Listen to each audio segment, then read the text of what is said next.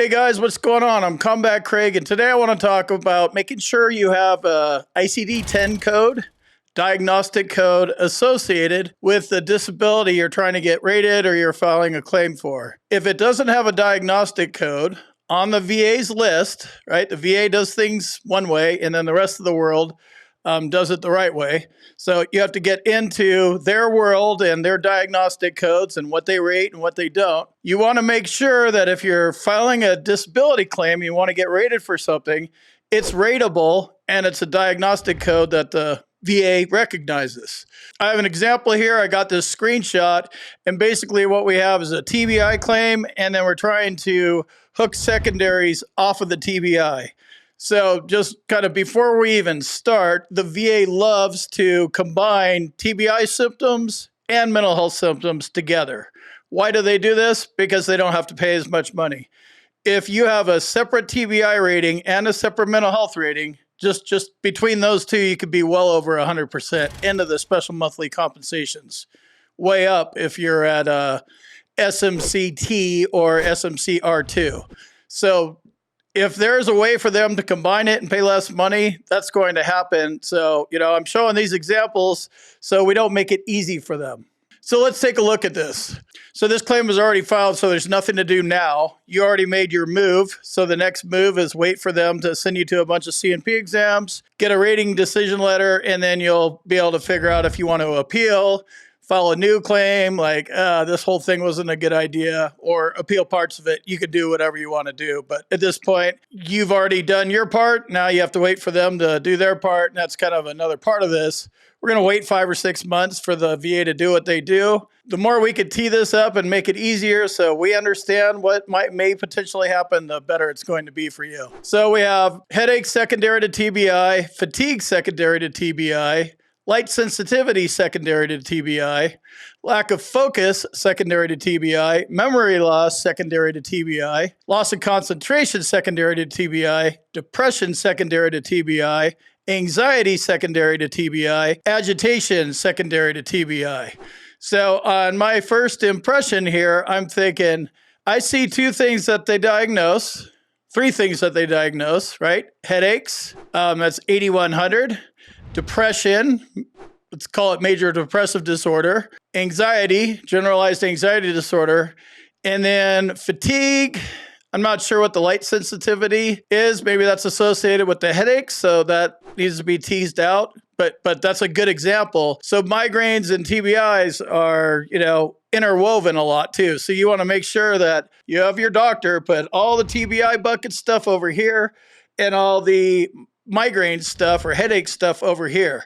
If you leave it up to the VA, they're just going to combine them because they don't want to pay. Moving on, lack of focus, memory loss, loss of concentration. I'm not sure about agitation. I think that's also a mental health symptom. These are all symptoms of mental health conditions. So they can all be attributed to depression, anxiety, or there's about 150 mental health conditions the VA recognizes and rates. So in this particular situation, you may even, going back a little farther, you may even already have a mental health rating. So this is a moot point because if you're trying to increase your mental health rating, it comes down to your levels of social and occupational impairment, not how much stuff you could stick against and onto your mental health rating. You get 1, and it's how much does it affect your work and your social life. Not here's 30 symptoms. You could have 1 symptom. If they severely limit your social and your work life, 100%. 30 of them that barely, or you don't even address your social and your work life, you're going to stay the same. So another little rabbit hole to think about here. If you want to learn more about the VA claims process, check out my bootcamp at combatcraig.com. So let's take a look at the mental health DBQ here. And I'll kind of scroll through parts of it with you so you can check it out. So Section 1 here on the mental health DBQ is diagnosis. So this is mental disorder diagnosis number 1 and the ICD code. So this is where you would want to have your doctor fill it out and put in major depressive disorder. Yes, the VA rates it. Yes, the VA recognizes it, and the ICD code along with it. And then number 2 would be anxiety, generalized anxiety disorder, and then the ICD code. And that's something you want your doctor to do. If you keep scrolling down here, We have number 2, differentiation of symptoms. Number 3, you have occupational and social impairment. This is where your rating comes from, period. This is the most important box on a mental health thing.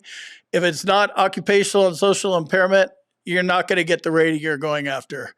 The more socially and occupationally impaired you are, the higher the rating. You have a 3C here. If a diagnosis of TBI exists, is it possible to differentiate which occupational and social impairment indicated above is caused by the TBI? This is where you definitely want your doctor to pull these things apart. I talk about pulling apart TBI mental health symptoms a lot on here, and I know you guys have questions.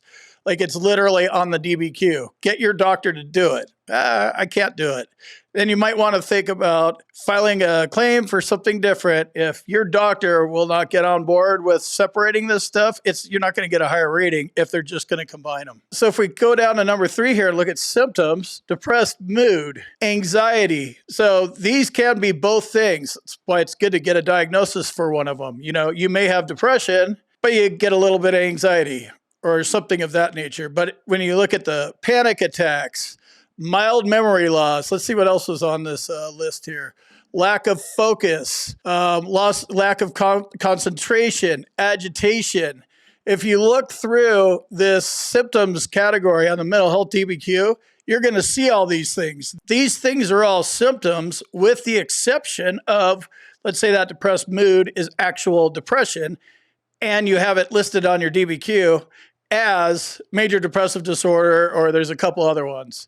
And then anxiety, it'll just be a checkbox on here. It's just going to be a symptom of something else, unless your doctor, your mental health doctor, pulls it out, writes it down on DBQ, and it's like, yeah, I hereby diagnose Compact Craig with generalized anxiety disorder, major depressive disorder, and that's what I can speak to on the mental health part.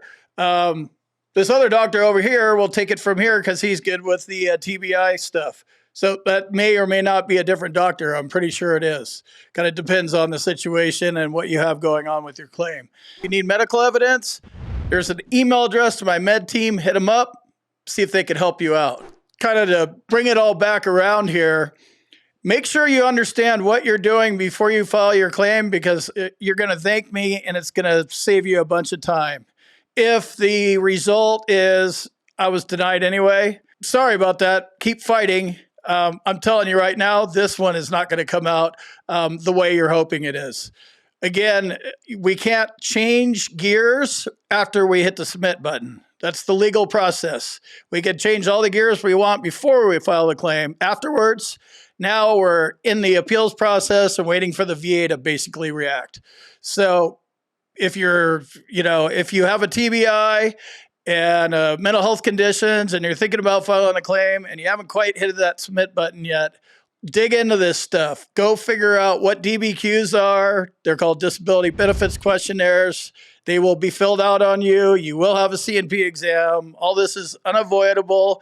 You're going to go at all this stuff head on, but the more you understand about what you're doing, how this is a diagnosis of this, but my suspiciousness and my lack of memory is a symptom of that. The more you understand that, the more you're going to be able to tell a clear story when you get to your CNP exam and anytime you talk to any VA employee for the rest of your life, because it's your story. That's you get your rating, and that's your story, and you stick with your story. You don't need to change it around. Again, check out my boot camp if you want to learn more about the VA claims process. And if you need medical evidence, this is a perfect example. When I say, do you need medical evidence? You need a doctor to pull this stuff apart. My med team can pull this stuff apart for you because they're doctors and they know how to do this. And if you look at it, it's checkboxes, right? So I could do this, but I don't have the power of the pen. So med team has the power of the pen. That's what you need. Any doctor with the power of the pen that's willing to pull your symptoms apart so you get the right rating, that's the way you want to go at it. I'll see you in the next video.